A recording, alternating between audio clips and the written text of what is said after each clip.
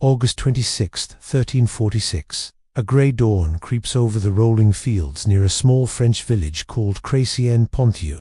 Mist clings low to the ground, heavy with the stench of burned farms and trampled wheat.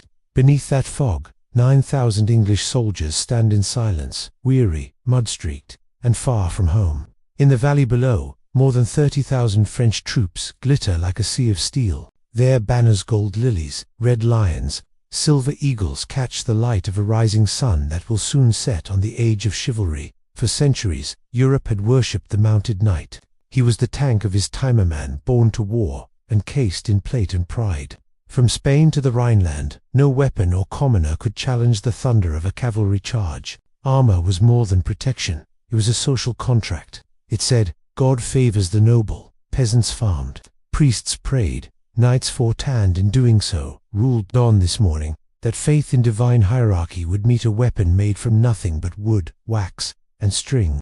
England's King, Edward III, had come to France claiming a crown he believed was his by blood. His mother, Isabella, was the daughter of a French king, and Edward used that lineage to ignite the 100 Years' War, a century-long inferno of ambition, vengeance, and pride. In the summer of 1346, he crossed the Channel with 15,000 men, knights, archers, and rough conscripts from the hills of Wales. His plan was as old as war itself: to raid, plunder, and provoke. Edward's army swept through Normandy like a storm.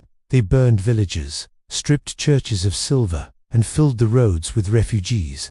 This wasn't chaos for chaos's sake, it was a message. Every village in flames was a whisper to the French people: your king cannot protect you. This strategy, known as a chevauchée, was a weaponized display of humiliation, and it worked. King Philip VI of France, furious, humiliated, and determined to defend his honor, summoned the greatest host Europe had ever seen.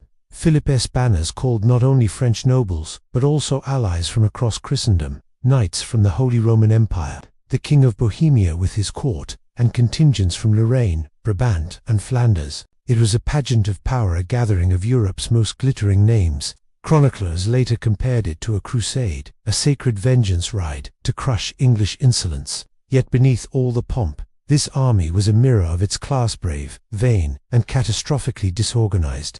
Edward's men, exhausted from weeks of looting and pursuit, began their retreat toward the coast. Their goal was to reach the port of Calais, a safe haven under English control. But the French were closing fast, their scouts dogging every mile. Villages vanished in smoke as Philip's vast army advanced, a rumbling tide of iron hooves, banners, and ego. To the nobles, this wasn't a campaign. It was a tournament written by God himself. Each lord dreamed of being the one to capture Edward alive, or, better yet, kill him on the field and win immortal glory. But war, as it often does, ignored such dreams. By late August, the English reached the small village of Crécy-en-Ponthieu, near the Somme River. There, Edward decided to make his stand. His men were outnumbered more than 3 to 1, starving, and low on supplies. Yet the king saw something the French did not. Terrain, weather, and discipline could kill pride faster than any sword. He chose high ground, overlooking a shallow valley, with a forest to his rear and rolling fields before him. To the untrained eye, it was an act of desperation. To Edward, it was a trap. As the French drew closer, rumors spread through their ranks that the English were in full flight, too frightened to fight. Nobles jostled for position, some laughing, others boasting of how quickly they would scatter the bandits from across the sea. None realized that the mud beneath their horses' hooves would soon drink their blood. The stage was set for one of the most decisive and humiliating battles in medieval history. Crécy would not merely pit army against army, but idea against idea, discipline versus arrogance, adaptation versus tradition, reality versus myth. When the fighting ended, 500 years of knightly supremacy would lie buried in the French mud, pierced by arrows loosed from peasant hands. That night, a cold rain swept across the valley. The English, drenched but alert, moved with quiet precision. King Edward rode the lines by torchlight, checking each formation himself. His armor was dulled by mud, his cloak soaked, yet he appeared calm, like a man who understood that victory was not written in numbers, but in preparation. He ordered his men to dig pits and trenches, invisible in the tall grass, and to drive sharpened stakes into the ground to impale any charging horse. Archers worked methodically, planting rows of stakes before their positions and waxing their bowstrings to resist the damp. It was not a glamorous army. There were no parades, no music, but a community of exhausted men bound by necessity. The English longbowmen, 5,000 of them, were the true weapon Edward trusted. They were not noblemen nor knights, but peasants hardened by decades of law-mandated practice. In England, every Sunday after church, men were required to train with the bow. It was as routine as prayer. Some began at 6 years old, their arms warped under the constant strain, their shoulders thickened by a lifetime of draw weight. When war came, they were ready in ways no noble could ever be. Edward knew the French despised such men. To the knights of France, an archer was Verminous' servant's son, who killed from a distance instead of meeting his enemy face. But Edward, ever the pragmatist, understood that pride was useless against range and rhythm. He made a decision that shocked even his own commanders. All English nobles would fight on foot, side by side with the commoners. That order rippled through the camp like a heresy. Men bred for the mounted charge, whose very identity was bound to the horse, now had to dismount and fight in the mud beside those they once ruled. It was a humiliation in the eyes of many, but Edward was unflinching. He reminded them that a corpse, however noble, wins no glory. If they wished to keep their honor, they would keep it alive. By midnight, the English lines were set. Archers formed a broad V-shape, pointing down the slope, overlapping their fields of fire. Infantry clustered between them, and behind all, Edward's banner, 3 golden lions, on red, fluttered in the wet wind. Fires were forbidden. The camp glowed only by the flicker of torches, the sound of men whispering prayers, and the distant groan of trees bending in the storm. Across the valley, the French army arrived in disarray. Philip VI's great host had marched for days under burning sun, then rain, their supplies lagging behind. Men were hungry, horses lame, and tempers short. Yet when they saw the English lights flickering on the hillside, fatigue gave way to fury. Chroniclers wrote that the scene in the French camp resembled a festival more than a military encampment. Nobles strutted in embroidered surcoats, servants polished armor, and banners waved in every color. Trumpets blared as each duke and count proclaimed his place at the front. Arguments broke out over who would lead the first charge. Some swore that they would bring King Edward back to Paris in chains before sunset. Others laughed at the thought of peasants with bows standing against armored lords. Philip VI tried to impose order, but his voice was lost in the roar of vanity. His generals urged caution, let the men rest, attack at dawn. Yet every noble feared being robbed of glory by another. Each believed victory was already his. Even as rain soaked their tents and their bowstrings, they mocked the English for their discipline. Then the thunderstorm broke. Rain came in sheets, drowning campfires, turning the fields into rivers of mud. The French knights cursed, their squires scrambling to protect their armor and weapons. The Genoese crossbowmen, 5,000 hired mercenaries, fought to keep their gear dry, but their strings stretched and sagged in the deluge. The English archers, in contrast, calmly unstrung their bows and tucked them under their caps and cloaks. That simple act of foresight would change history. When dawn approached, the storm subsided, leaving the valley veiled in mist. The air was heavy, the earth soft underfoot. On the ridge, English archers stood ready in silence. Below them, the French army shimmered with restless motion, tents of thousands of men and horses shifting impatiently. Philip VI, finally arriving on the field, saw the English calmly arrayed on the slope and ordered his men to wait until morning to form ranks properly. But his knights would not wait. Behind him, the Counts of Alencon, Flanders, and Luxembourg were already lowering their lances. "Glory waits for no man," one shouted, and the ripple became a flood. Without command, without signal, the vanguard began to move.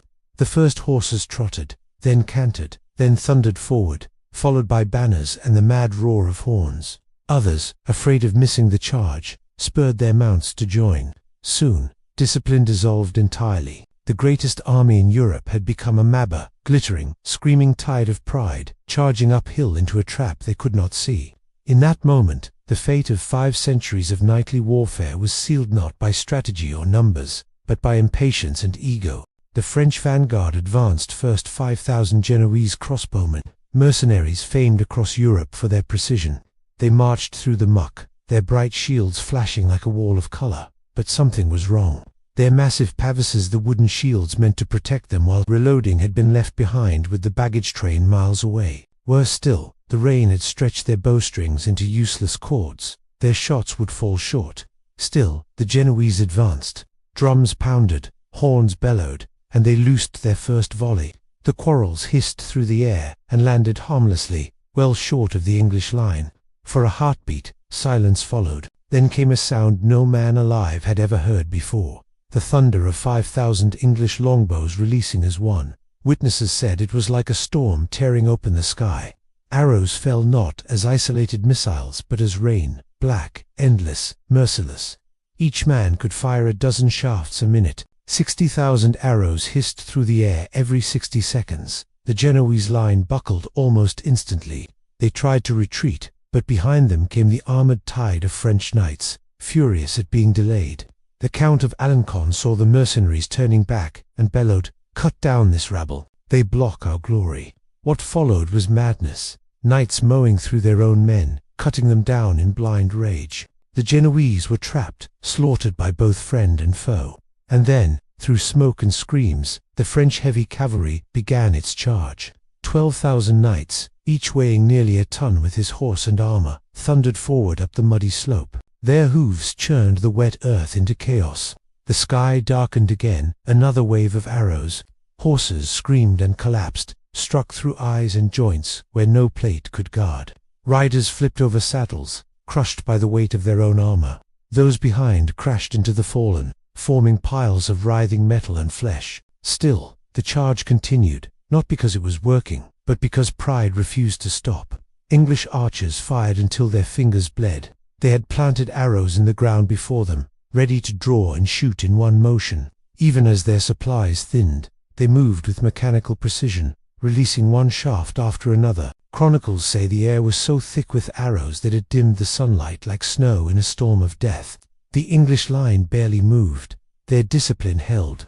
When the knights staggered close enough, infantrymen stepped forward with mallets and axes, finishing the wounded on the ground. It was a slaughter, systematic and unrelenting.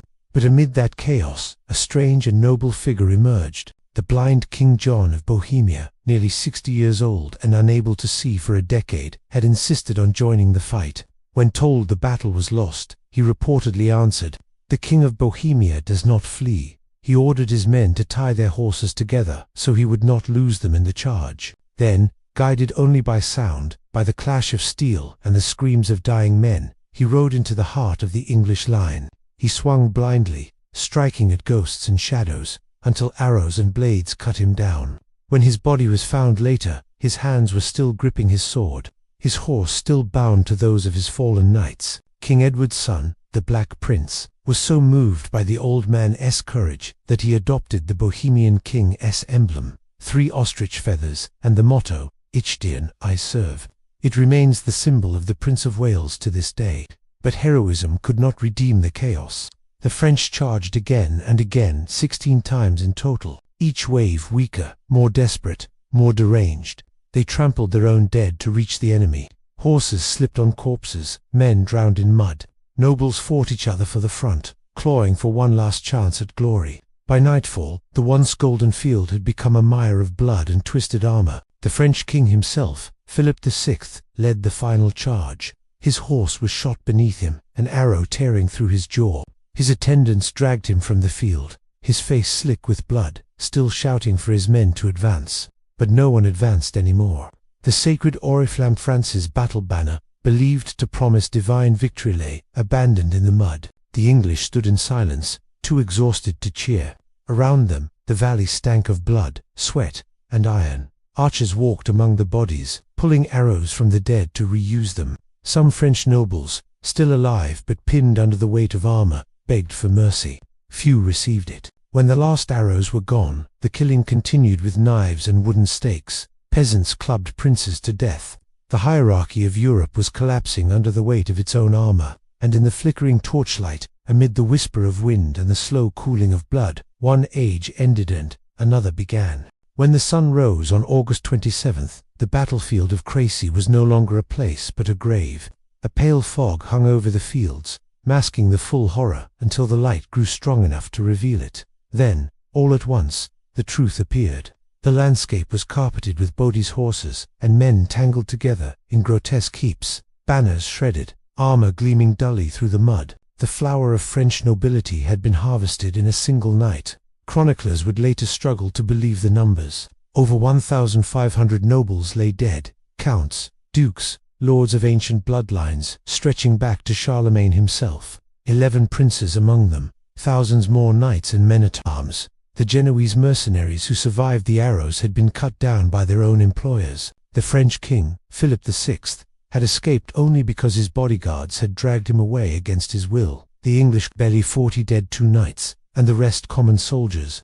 For every English life lost, nearly 750 French nobles had fallen.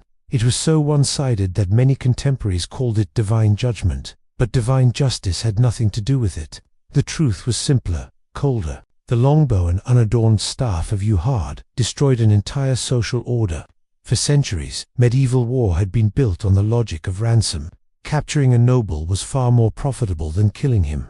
Battle was often a sport of the elite, brutal but rarely total. Crécy shattered that code. The English archers were no gentlemen. They did not care about ransom or etiquette. They fired into the faces of princes and laughed as they fell. The idea of noble blood protecting its bearer vanished with every arrow loosed. As the English scoured the field for valuables, the crows arrived. They came in flocks so thick the sky seemed to darken anew. For days afterward, they gorged themselves until they could barely lift from the ground. Wolves came next, drawn by the stench of rot. Peasants from nearby villages crept in at dusk to strip the bodies of armor and jewelry relics that could buy them a lifetime of bread. Edward III ordered his army onward toward Calais, leaving behind the Valley of Death.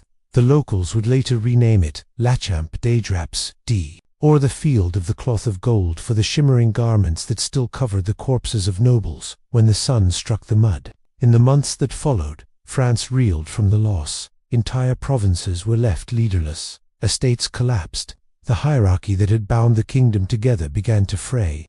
If peasants could kill princes, what divine order remained? Crécy didn't just cripple an army, it wounded the very concept of chivalry. The repercussions spread beyond France. Across Europe, the armored knight, once the supreme weapon of kings, began his slow extinction. The longbow had proven that discipline and technology could annihilate centuries of custom. War would no longer be decided by courage, lineage, or glittering armor. It would be decided by range, coordination, and mathematics. Yet the longbow's triumph was fleeting. Its mastery required a lifetime of practice, bodies reshaped by strain, bones warped by repetition. It could not be mass-produced. Within a century, the thunder of gunpowder would render it obsolete. The very logic that destroyed the knight would soon destroy the archer too. But on that muddy slope in northern France, a transformation greater than any weapon took place. The death of chivalry wasn't simply a military evolution, it was psychological, even spiritual. It proved that destiny could be rewritten by those born without privilege, that common men, armed with skill and patience, could unmake kings. The blind king of Bohemia, whose lifeless body was found, still bound to his knights, became the last tragic symbol of the old world, a man who chose death over dishonor, swinging his sword into the void.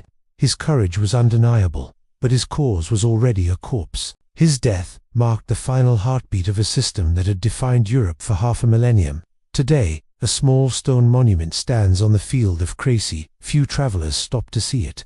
The wind still moves across the same grass, and the soil beneath still hides bones that once wore crowns. But for those who know the story, it is not just another medieval battle site. It is where the myth of noble invincibility bled out into the mud, where courage met calculation, and the age of the knight ended beneath a rain of arrows. The English longbowmen of Crécy didn't merely win a battle, they rewrote the mathematics of power, and in doing so, they proved a truth as eternal as the rusting armor buried beneath that soil. That bravery without wisdom is vanity, and pride without preparation is death.